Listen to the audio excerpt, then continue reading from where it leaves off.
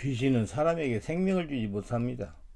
지금 세상에는 오랫동안 귀신에게 고통을 당하면서 사람 구실을 못하면서 하루하루를 지옥 같은 생활을 하시는 분들이 계십니다. 저는 지난 25년 동안 여러분들을 치유했습니다. 지난 세월 동안 하나님 은혜로 귀신 들려 고통당하는 분들을 치유하여 정상적인 삶을 살도록 한 임상적인 체험과 경험이 많습니다. 치료하다가 보니까 귀신을 잘 몰라서 치유를 어떻게 해야 빨리 치유가 될 수 있는지 방법을 몰라가지고 시간을 낭비하다가 치유 시기를 놓쳐가지고 사람 구실을 못하고 살아가는 분들이 많습니다.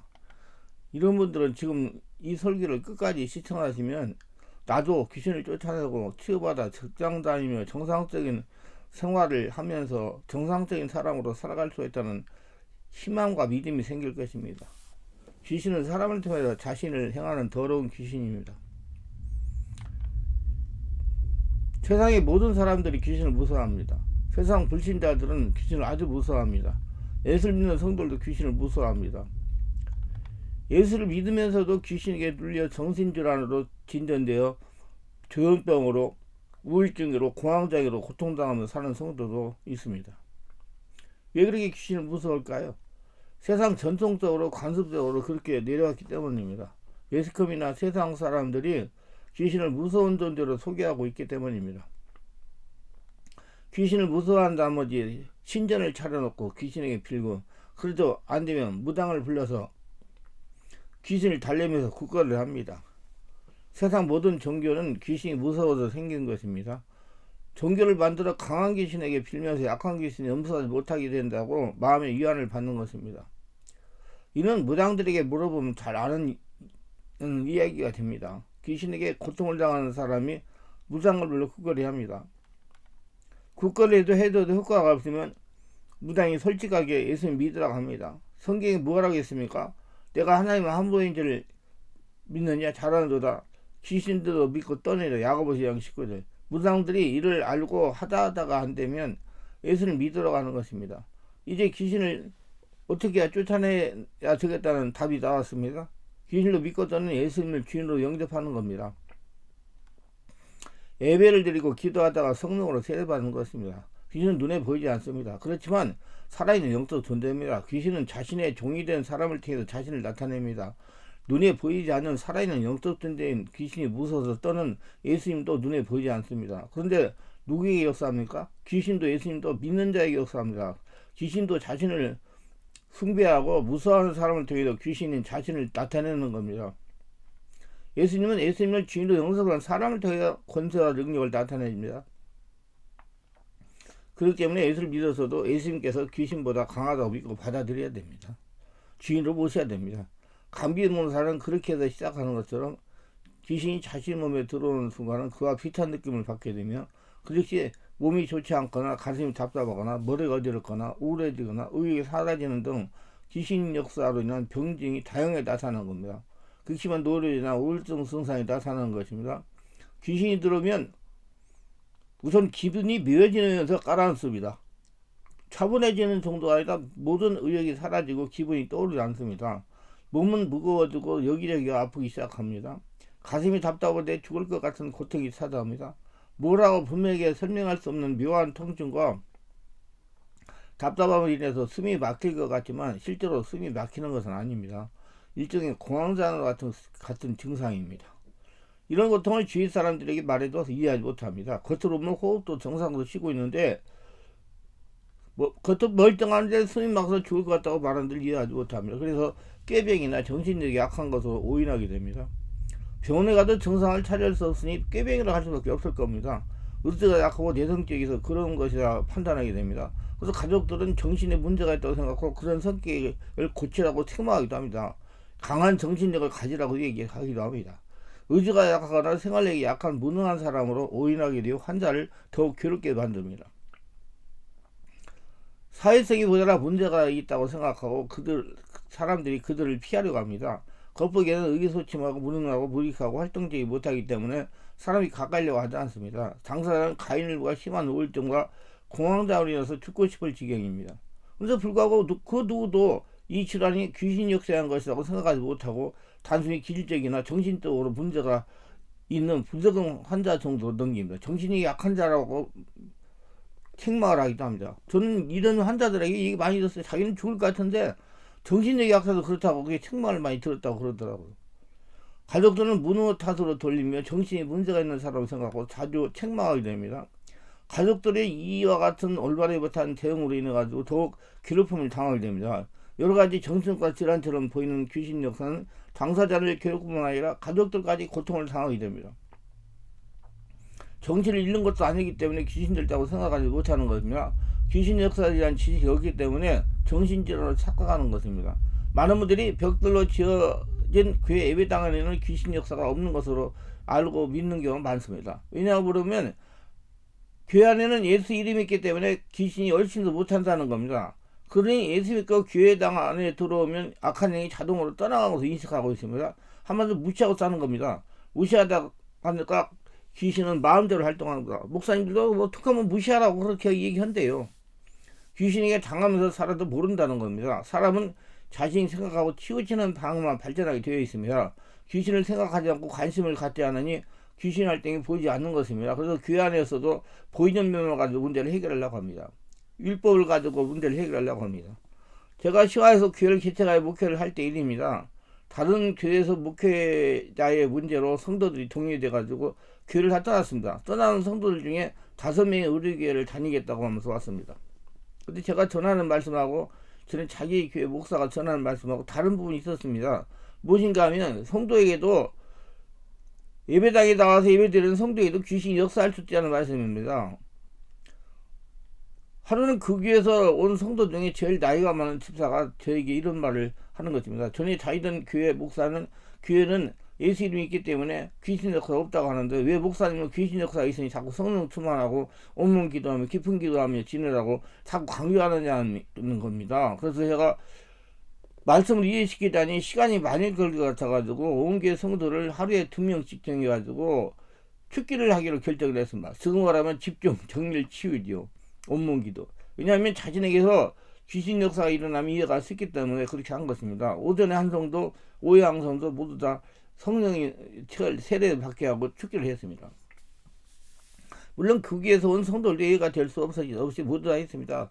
결론은 이렇습니다. 모두에서 귀신들이 축사되어 나갔습니다. 어떤 성도는 심하게 통곡을 하다 귀신 떠나갔으며 어떤 성도는 하품을 하는데 구멍이 확장이 되면서 황소오름을 17번을 하고 귀신이 떠나갔습니다. 문제는 저에게 이의를 제기한 집사의 차례가 되었습니다. 성령의 지배를 받게 하고 성령 세례를 받게 하고 성령의 임재를 요청하고 성령이 완전히 장악하게 된 다음에 귀신을 기침으로 떠나가로 명령했어. 그랬더니 한동안 발작을 했으면 눈을 보니까 눈동자가 따로 움직였습니다. 귀신 역사인 겁니다. 약 35번을 발작을 하면서 몸부림을 쳤습니다. 잠자면서 지금 이렇게 발작을 하기 위한 장보이는 기침으로 나와라 명령을 하니까 사정없이 기침해야 되면서 귀신이 떠나갔습니다. 잠자면서 그 다음에 더 재미가 있습니다. 집사가 하는 말이 목사님 생전 처음 이런 체험을 했습니다.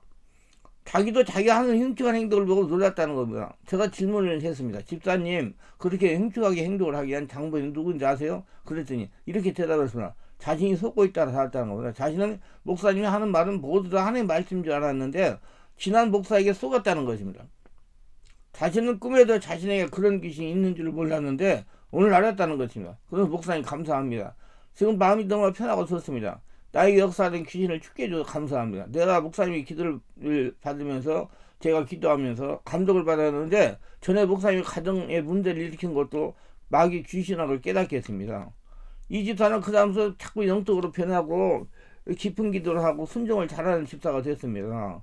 이와 같이 영적인 무지로 인하여 목회자와 성도가 귀신에게 당하고 있는 것입니다. 귀신에 당해서 정신적인 질병과 귀신 역사로 인해 가지고 사람 구실을 못하고 10년 정도 방황하다가 우리 충만하게 와서 강요세 목사님의 집중적인 관심받이 집중적인 치료 한 결과 귀신이 떠나가고 직장을 다니는 정상적인 삶을 살고 있는 분의 7대 체험 간증입니다.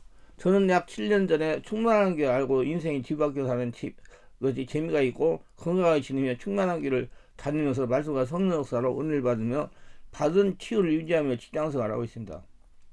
원래 부산에 살고 있었고 본래 천주교 신자였던 저는 약 13년 전에 턱이 내 마음이 아니고 자기 마음으로 돌아가고 손발이 자기 멋대로 움직이는 심각한 영적이고 정신질환이 발생해서 밤에 잠을 이루지 못하며 밤팽이 된 상태로 하루하루가 괴로워도 그냥 버티는 상태였습니다. 특별한 치유 방법이 여기서 있기 때문입니다.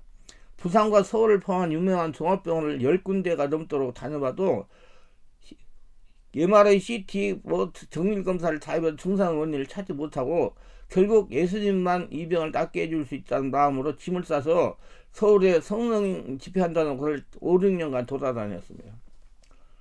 피정애들이 천주교에서 성령 역사를 하는 그 집회 그렇게 돌아다녀서 정말 유명하다는 곳은 이곳저곳 다 헤맸습니다. 워낙 심각하기 때문에 유명한 여러 곳을 다니는 것입니다. 그곳에 치유 전문가가 하라는 대로 다 순종을 따랐지만 상태가 더 심해지고 나아지지 않았습니다. 상태가 더 심각해져 정신병에 입원하는 적도 있었습니다. 이때 너무나 괴로웠습니다. 저희 어머니 아버지도 병원에 돌아다니던 병명을 모른다고 할 때 이미 저를 포기하셨고 제가 귀신 역사인 정신병으로 죽을 줄만 하고 포기하고 마음을 준비하셨다고 하십니다. 지금 생각하면 기쁨의 눈물이 나네요. 그러다 우연히 강유세 목사님 책 영안을 밝게 여는 비결을 사서 읽게 되었고 마음의 감동에 대해 분명히 치유가 된다는 믿음으로 치유할 목적으로 작성하고 충만한 교회 와서 강유세 목사님과 상담한 결과 집중력에 치유를 하면 정상적인 삶을 살아갈 수 있다는 조언을 믿고 믿음으로 치유할 목적으로 믿음을 가지고 작성하고 수많은 근처로 이사를 와가지고 교회를 다니며 집중적인 치유를 받은 거가 10여 년 동안 치유가 되지 않았던 귀신 역사 정신적인 질병이 6개월도 채 되지 않아서 치유가 되어 거의 정상적인 삶을 살게 되었습니다. 안전한 치유를 위하여 충만한 교회에 등록해서 다니며 말씀의 은혜를 받으며 깊은 기도와 온문 기도와 성령 역사로 치유를 받아 직장을 다니며 정상적인 생활을 하고 있습니다. 지금은 예수님의 은혜를 많이 받아 10여 년간 근간 방황을 돌아다닌 제가 완전히 치유를 받고 이제 서울에서 정상으로 버젓이 직장 생활을 잘하고 있습니다. 직장도 잘 다니고 건강하고 온전하게 저는 지금 충만한 교회에 다니고 있습니다. 오시면 만날 수가 있습니다. 저희 어머니가 강윤세 목사님에게 전화하셨는데 치유가 돼 정상적인 생활을 하면서 직장에 다닌다고 하니까 못 고친다고 했는데 고쳤다고 의아해 하실 정도로 불치의 질병이 있습니다. 근데 예수님으로 강윤세 목사님을 만나서 고쳐서 새로운 삶을 살고 있습니다. 마음에 감동이 오시고 믿음이 오시면 저처럼 짐을 싸서 서울로 이사를 하더라도 충만한 게 나오셔야 됩니다. 이 전문가가 치료해요. 저는 5, 6년 동안 이런 치유를 한다는 사람 다 만나봤어요. 근데 가서 기도하고 그러면 더 심해지고 그랬어요. 근데 강노세 목사님이 하는 방법은 달랐습니다. 그래서 그 목사님 말씀대로 기도를 하고 제가 기도하고 안수받고 하니까 지금 이렇게 정상적인 생활을 하고 있는 겁니다. 그럼 기적이라고 생각할 때 하나님의 축복이라 은혜라고. 가족이나 주변 사람들 어떤 방해가 있을지 모릅니다.